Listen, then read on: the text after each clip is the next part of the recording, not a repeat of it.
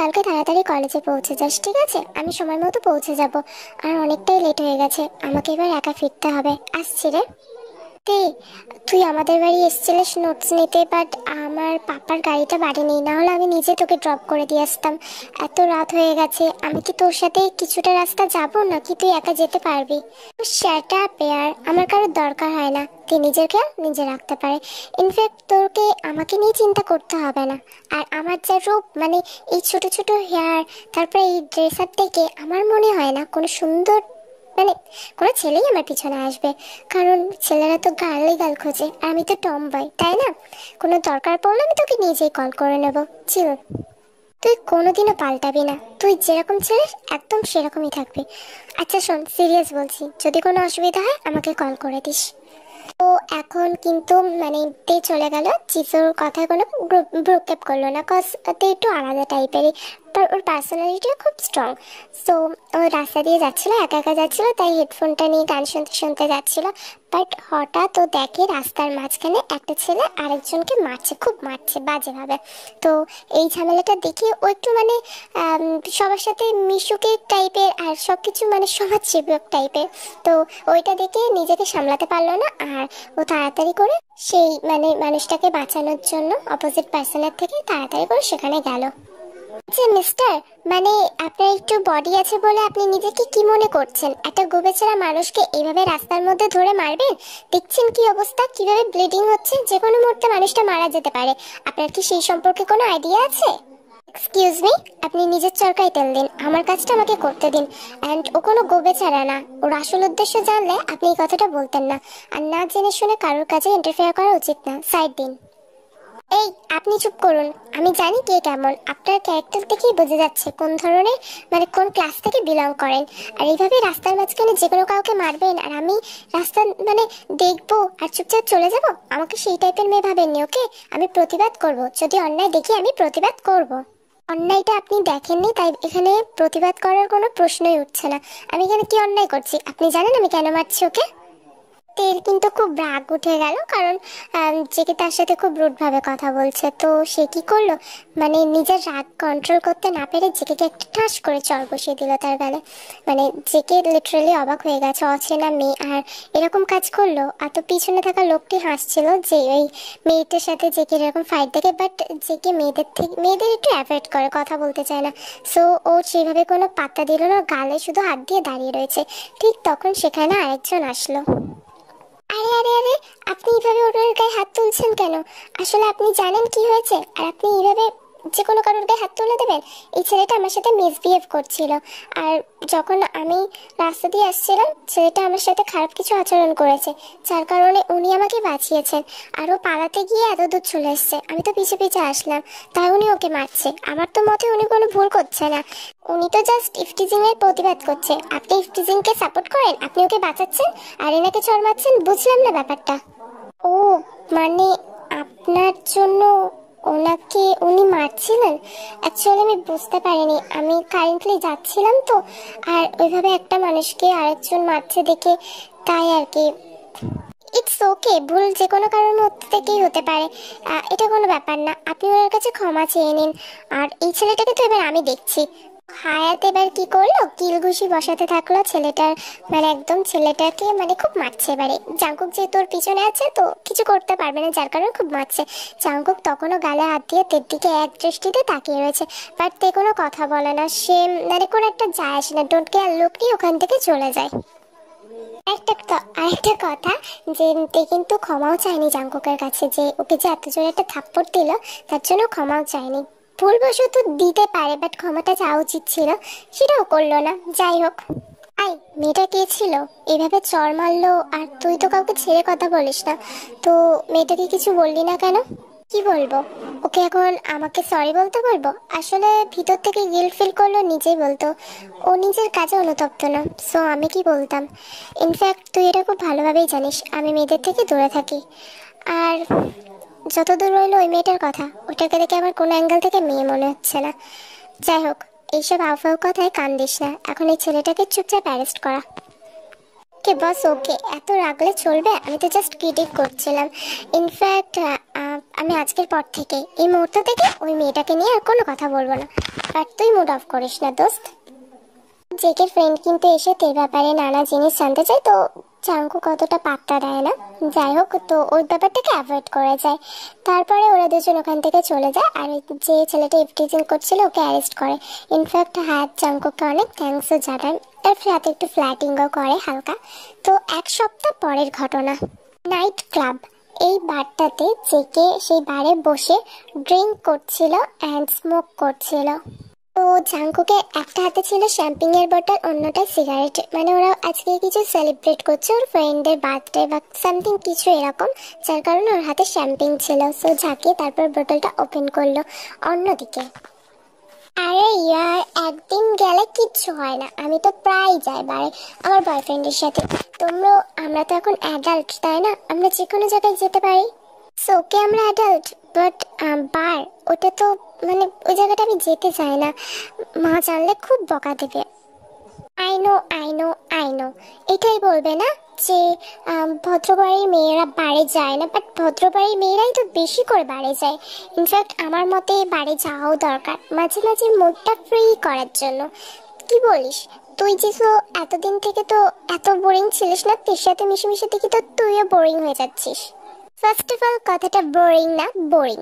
In fact আমি তোর সাথেই একই মত, একদম আমাদের যাওয়া উচিত হবে না। যদি ফেসে যায় কোনো কাজে, তখন তো হিতের বিপরীত হতে পারে। আর বাই এনি চান্স আব্বু আম্মু জেনে গেলে আমাকে তো কুচকাটা করবে, আমি কিভাবে যাইবো বলতো? মনের মতো কথা না বলতে পারলে বলিস না, বুঝতে পারলি? কি বললাম আমি নিজেও জানি না। ইনফ্যাক্ট আমাদের যাওয়ার দরকার, কজ আমরা এখন অ্যাডাল্ট, সো আমরা যেতেই পারি।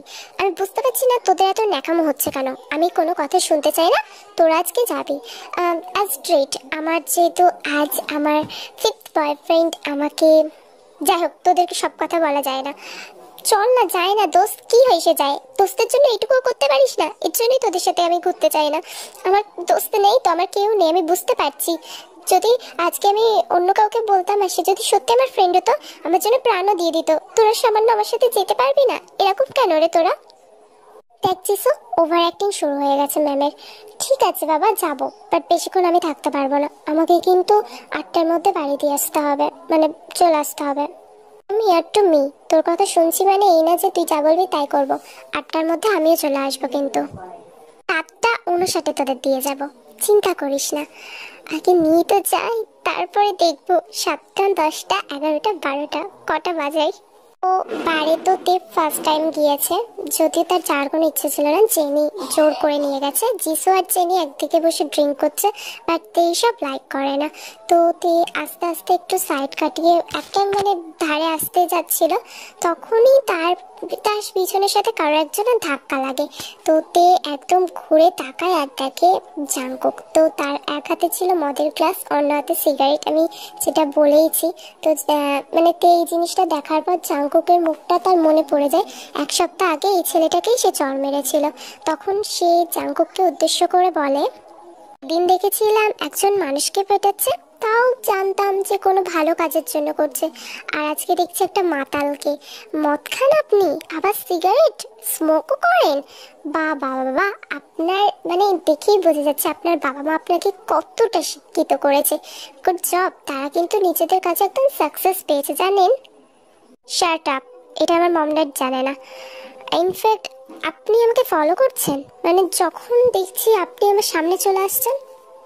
ও মানে আব্বু আম্মু জানে না? গুড, আপনাকে স্টলক করার কোনো ইচ্ছা নেই আমার, কারণ এরা মাতালদের পিছনে আমি ঘুরি না। ইনফ্যাক্ট আব্বু আম্মু না জানলে তো আপনি কাপুরুষের মতো কাজ করছেন। আমি তো ভাবছিলাম আপনি বীর পুরুষ, জানিয়ে করেন। যাই হোক, করুন, কন্টিনিউ করুন আপনি যেটা করছেন। আপনার মনে হচ্ছে না আপনি একটু বেশি কথা বলছেন? সেদিন আপনি আমাকে থাপ্পড় দিয়েছিলেন, আপনার আব্বু আম্মু আপনাকে এই শিক্ষায় শিক্ষিত করে তুলেছে ম্যাম।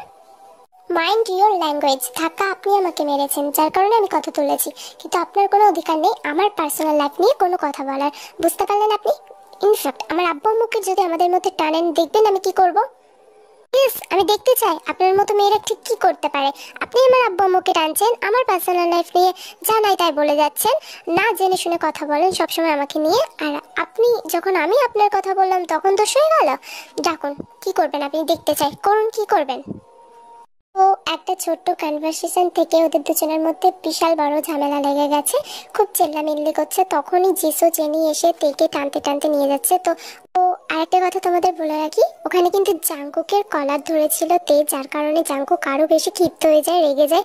সো যখন সেও মানে তেকে কিছু করতে যাবে তখনই জিসু আর জেনি ওখানে চলে আসে, সাথে জাংকুকের ফ্রেন্ডরাও। তো জাংকুকের ফ্রেন্ডরা জাংকুককে টানতে টানতে নিয়ে যাচ্ছে, এদিকে তেকে ওর ফ্রেন্ডরা নিয়ে যাচ্ছে। তাদের মধ্যে বিশাল ঝগড়া হচ্ছে, দুজন দুজনকে যা নয় তাই যা নয় তাই আনলিমিটেড বলে যাচ্ছে। জাংকুক নয় ড্রাঙ্ক অবস্থায় বলছে, বাট তে তো মানে একদম সেন্সিয়ার ভাবে, মানে সেন্স থাকাকালীন অবস্থায় যা নয় তাই বলে গেছে জাংকুককে।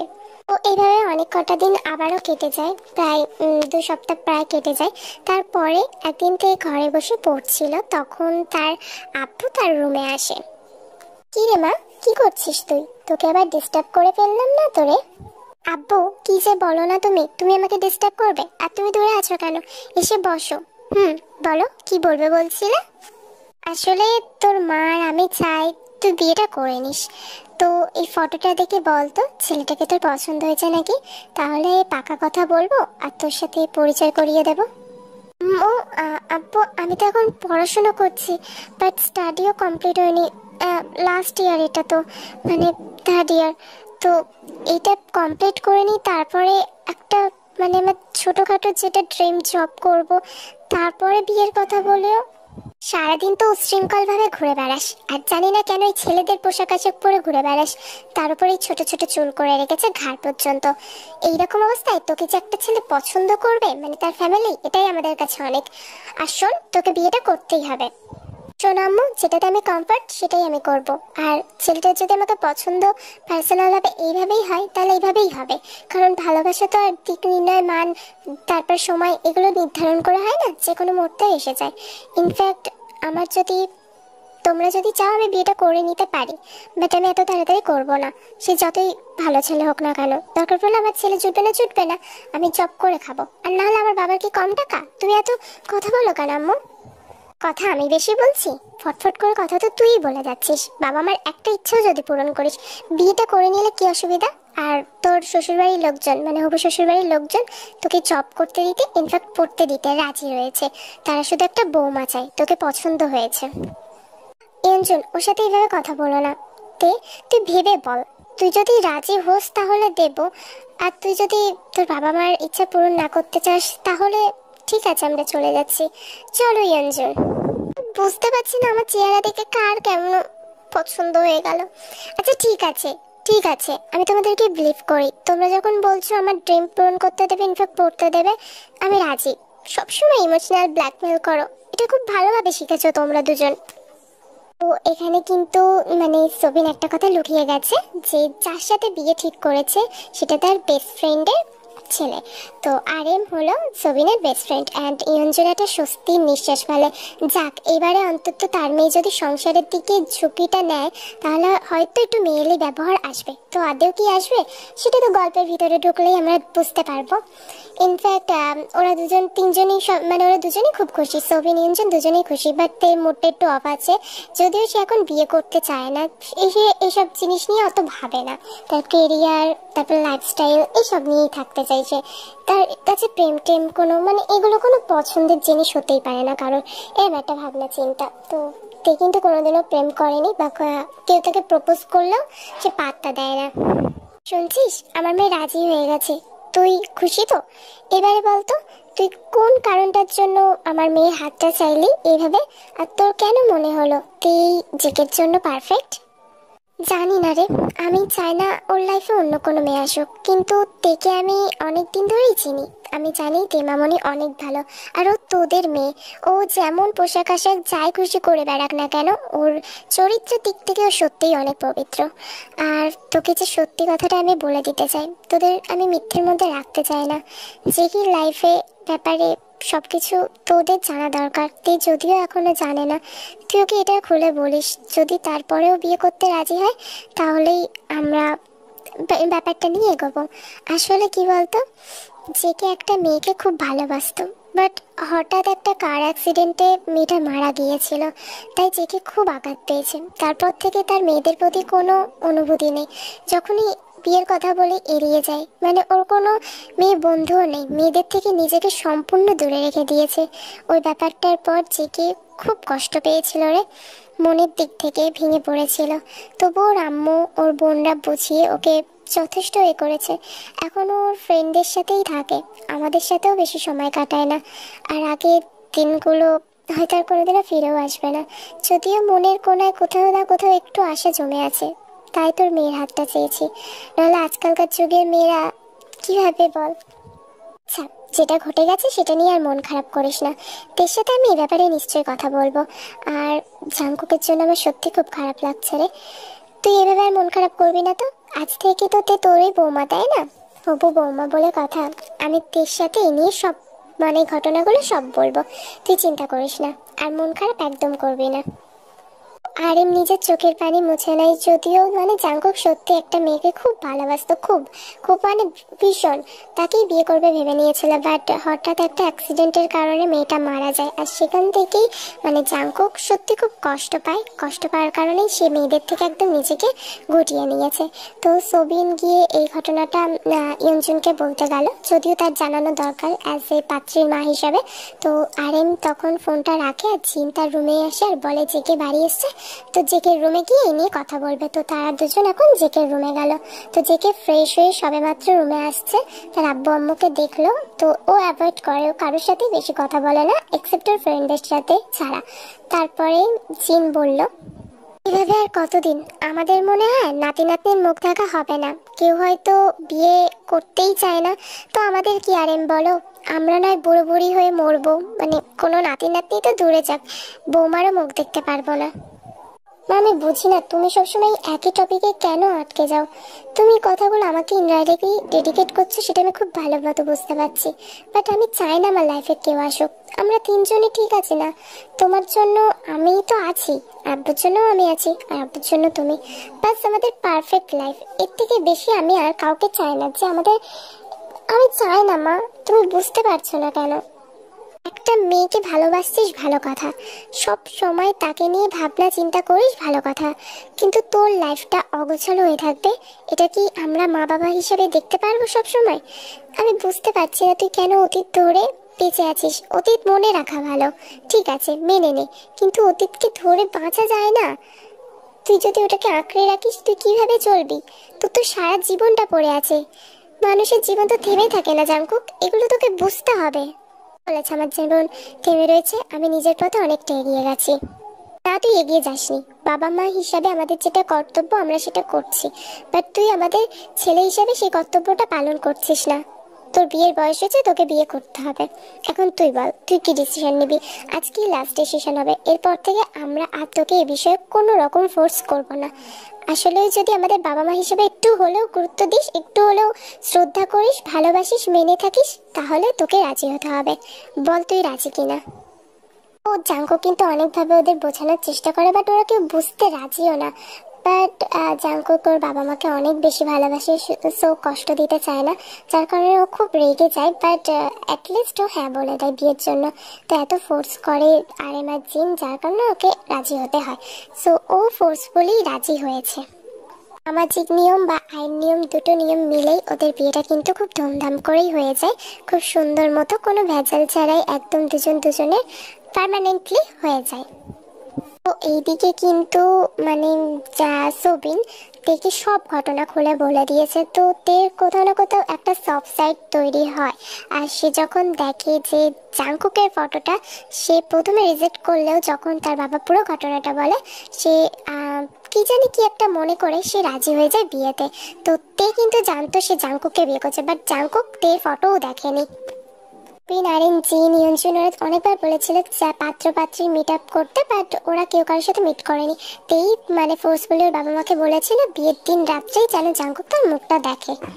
বিয়ে তো তাদের খুব সুন্দরভাবে সম্পন্ন হয়েছে, তাদের বিয়েটা হয়ে যায়। বিয়ের দিন রাতে জেকের থেকে তের ক্ষমা চায়, জেকে রুমে আসে, রুমে আসা মাত্রই জেকের পায়ের শব্দ পেয়ে জেকে দরজা লাগিয়ে দেয়। আর তখন তে তাড়াতাড়ি জেকের সামনে আসে, নিজের ঘোমটাটা তোলে, তে কি করে জাংকুকের পা ধরে, জাংকুকের কাছে মানে হাসিও লাগবে ওখানে জাংকুকের সাথে যা করছিল। জাংকুক পা সরিয়ে নিতে যায়, বাট ও ভেবেছে, ও তখনও তের মুখটা দেখেনি আর ভাবে ওকে সালাম করতে যাচ্ছে। জাংকুক পা সরিয়ে বলে না না করতে হবে না করতে হবে না। তখন তে বলল, আরে আরে আপনি সরে যাচ্ছেন কেন? আপনাকে আমি সালাম করছি না, আর আপনার মতো মানুষকে সালাম করার কোনো ইচ্ছা নেই। আমি তো ক্ষমা চাইছি, সেদিন থাপ্পড়টা আমার মারা হয়নি, এবারে তো আপনি আমাকে মারবেন তাই না? হাজবেন্ড হয়ে গেছেন, আপনার এখন অধিকার বেশি, রাজত্ব আপনারই হবে, যার কারণে ক্ষমা চাইছি, আর কিছুই না। আর আপনার জন্য এত সুন্দর করে সাজছি না দেখে ওইদিকে কি দেখাচ্ছেন? মানে অবাক হয়ে গেছেন? আমাকে ভালো লাগছে না? দেখুন তো, আমাকে আজকে মেয়েদের মতো লাগছে তো, আম্মু বলেছে আজকে তোকে পুরো মেয়েদের মতো লাগছে। তুমি মানে তুমি আমার ওয়াইফ? Like seriously? আব্বু আম্মুর চয়েসের থেকে আমার এখন মানে কি বলবো, সেই দিনকার মেয়েটা মানে ওই আঙ্কেল আন্টির মেয়ে তুমি? মানে ও মাই গুডনেস, এত সুন্দর একটা প্যারেন্টসের এরকম একটা মেয়ে কিভাবে হলো আমিও জানি না, জানতে হবেও না। আপনি আমার মানে আপনাকে আমি থাপ্পড় মেরেছিলাম ভুলবশত, সেদিন সরি বলা হয়নি। পরের দিনও তো সরি বলতে গিয়ে দেখি আপনি ওইসব কাণ্ড করছিলেন, যার কারণে আবার ঝামেলা লাগছে। তো আমি যতটা আপনি ভাবছেন আমি খারাপ, ততটাও আমি খারাপ নই। ইনফ্যাক্ট একটা কথা বলি, আমরা যদি মানে আপনি যদি আমার সরিটা অ্যাকসেপ্ট করে থাকেন তাহলে আমরা এখন ফ্রেন্ড হতে পারি, রাইট? তো যদি সরিটা অ্যাকসেপ্ট করে থাকেন তাহলে ফ্রেন্ড না, আমি কোনো ফালতু টাইপ মেয়েদের তো ফ্রেন্ড হই না, স্পেশালি যেখানে তোমার নাম আছে। তোমার মতো মেয়েদের তো ফ্রেন্ড হবই না, কারণ তুমি কেমন মেয়ে সেটা আমার খুব ভালোভাবে এক্সপিরিয়েন্স আছে, আর জানাও আছে তুমি কি কি করতে পারো। ঠিক আপনি আমার ফ্রেন্ড হবেন না? না হব না। হবেন না? না হব না। সত্যি হবেন না তো? বলছি তো হব না, বারবার জিজ্ঞাসা করছো কেন? ওকে দেন, তাহলে আপনি আমার ফ্রেন্ড হবেন। আপনি এটাই যখন ডিসাইড করছেন, আমিও ডিসাইড করে নিয়েছি। আমি ড্রিঙ্ক আর স্মোকের ব্যাপারটা আন্টিকে মানে জিন আন্টিকে, আন্টি কেন বলছি, আম্মুকে গিয়ে বলে দেবো। আমার কাছে ভিডিও আছে, দেখবেন। এরপরে তে কি করলো, ভিডিওটা অন করলো, মানে তার ফোনে ভিডিও করে রাখছিল, ওইটা নিয়েই তো জেকে ব্ল্যাকমেল করতে গিয়েছে, বাট তাদের মধ্যে ঝামেলা হয়েছিল। তো ভিডিওটা দেখা মাত্রই জেকে তের হাত থেকে ফোনটা নিতে গেছে, তে তাড়াতাড়ি লক করে দিয়ে ফোনটা ফেলে দিল বিছানার ওপর। তারপরে জেকে মানে তে ওইদিকেই যেতে যাচ্ছিল জিনের রুমের দিকে, তখনই জেকে তাড়াতাড়ি করে তের হাতটা ধরলো আর বলল, নাও তোমার সাথে হ্যান্ডশেক করছি, তোমাকে বলছি নাও আজ থেকে আমরা ফ্রেন্ড ফ্রেন্ড ফ্রেন্ড ফ্রেন্ড। শান্তি হয়েছে? এরপরে আমার আব্বু আমাকে ভুলে এই কথা বলবে না। তুমি তো আর বুঝবে না ওরা কতটা কষ্ট পাবে, আমি চাই না ওদের কষ্ট দিতে। নাও ফ্রেন্ড হয়েছে, এবার শান্তি, এবারে প্লিজ আমাকে ঘুমাতে দাও। জেকে তারপরে মানে তে হাসে, মুচকি হাসে, আর তারপরে জেকে কি করলো, শোয়ার নাম করে ব্ল্যাঙ্কেট আর এটা বালিশটা নিয়ে নিচে ফ্লোরে জায়গা করতে শুরু করলে তে তাড়াতাড়ি ওখান থেকে সবকিছু তুলে আবার বিছানায় দিয়ে দেয়। তো জেকে এমন একটা ভাব নিয়ে দাঁড়ালো, এটা কি হলো? তখন তে বলল, তুই কি আমার ভাই লাগোস? তুই নিচে শুচ্ছিস, আর আজকে বাসর রাত, কোথায় তুই বউকে জড়াই ধরে ঘুমাবি? তা নয় তুই কি করছিস, এগুলো কি করছিস? শোন, তুই আমার পাশে ঘুমাবি, বুঝতে পারলে? তুই আমার পাশেই ঘুমাবি, তুই নিচে কেন শুচ্ছিস? ডেঞ্জারাস বৌমা আনছে আব্বু আম্মু, আমি বুঝতে পারি না এই মেয়েটাকে কোথা থেকে ওদের পছন্দ হয়েছে। লক্ষ্মী মেয়ের মতো কি মানে এটা, লক্ষ্মী লক্ষ্মী না অলক্ষ্মী, তুই বুঝতে পারলি? আমি কি বলছি, আপনি অলক্ষ্মী। চুপ, ওভার অ্যাক্টিং করা বন্ধ করুন তো, আমার একদম ভালো লাগে না আপনার ওভার অ্যাক্টিং। আমার পাশেই শোবেন, আর আমাকে জড়াই ধরে ঘুমাতে না পারলে মাঝখানে 5 বালিশ দিয়ে হলে আমার পাশে ঘুমাতে হবে। নিচে আমি শুতে দেবো আপনাকে, তাও এই ঠান্ডার মধ্যে? আপনি ভাবছেন কি করে? এখন মন চাইছে নিজের চুলটা খিঁচতে বা 2-3 বার নিজের মাথাটা দেয়ালে মারতে, বাড়ি মারতে, কারণ এইরকম একটা বউ পাবে সে এক্সপেক্ট করেনি। তো বউ পেয়েছে তো পেয়েছে, এত সুন্দর, মানে এরকম একটা বউ সে এক্সপেক্টই করেনি, ভাবতেও পারেনি। দুঃস্বপ্নে কি মানে কোনো স্বপ্নেই ভাবতে পারিনি, দিবা স্বপ্নেও না। তো কি করলো, জাংকুকের পরে তের কথা মতো তার পাশে গিয়েই শুয়ে পড়লো। বাট দুজন মানে একদম এন্ড স্টপটা বেডের একদম কোণে গিয়ে শুলো, মানে দুজনের মাঝখানে অনেক জায়গা, বাট কেউ কার দিকে এগিয়ে আসলো না। মাঝখানে একটা বর্ডার করে দিয়েছে দুজন। তো তে কিন্তু রাত্রে বর্ডারটা সরিয়ে দিয়ে জেকেকে জড়িয়ে ধরেই ঘুমিয়েছে, আর জেকের ওই নিষ্পাপ মুখের দিকে অনেকক্ষণ তাকিয়েও ছিল। তার যখন জেকে লাইফ স্টোরিটা শুনে তার খারাপ লাগে জেকের সাথে যে ব্যবহার করেছে সেইগুলোর ওপরে, আর সে প্রমিস করেছিল নিজেকে জেকের লাইফটা আরো সুন্দর করে দেবে। তো জেকের সাথে যদিও সে ঝগড়া করে তার ভালোর জন্য, পরে কিন্তু জেকেকে জড়াই ধরে ঘুমিয়ে পড়ে।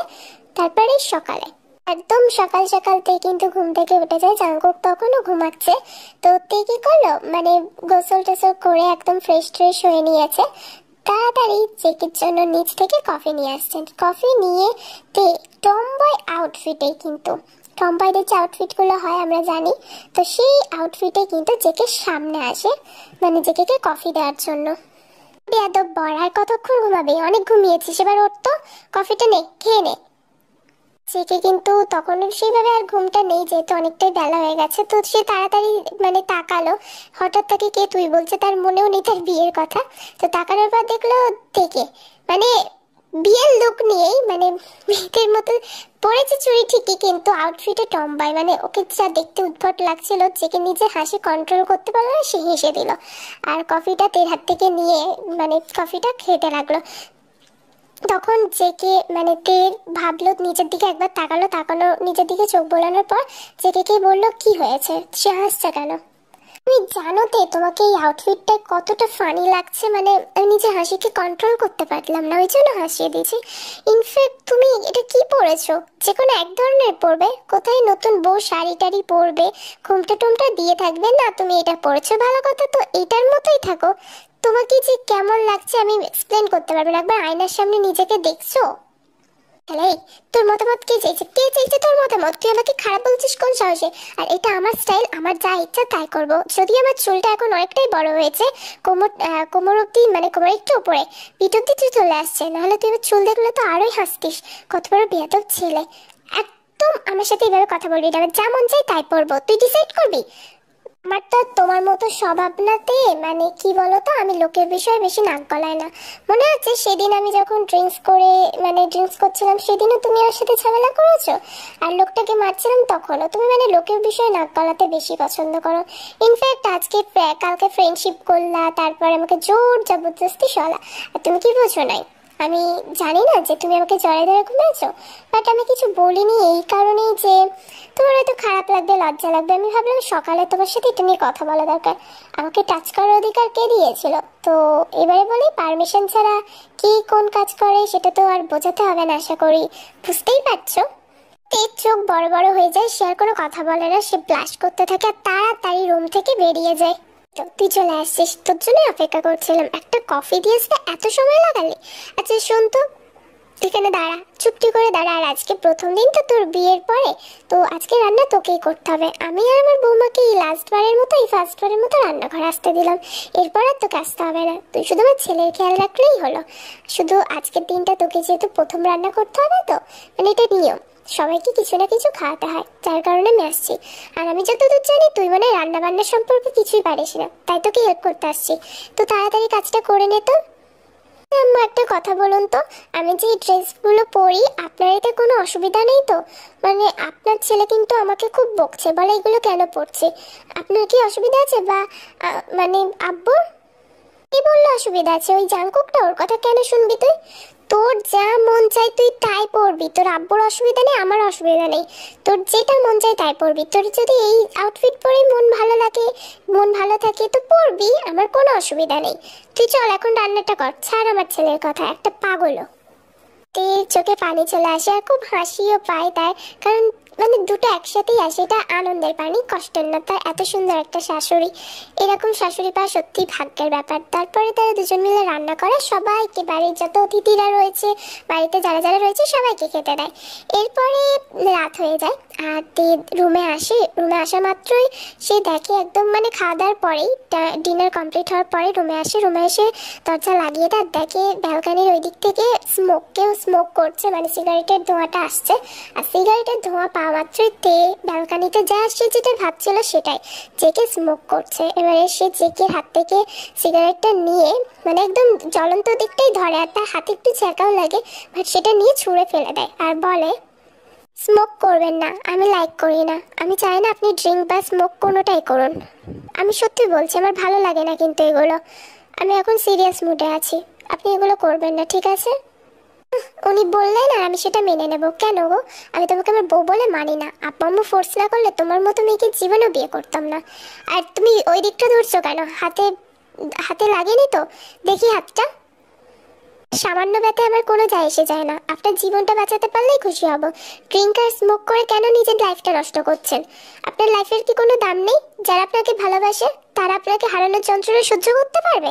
নিজের লাইফটা এইভাবে নষ্ট করার কোনো মানে হয় না, দরকার পড়লে একবারে নষ্ট করে দিন।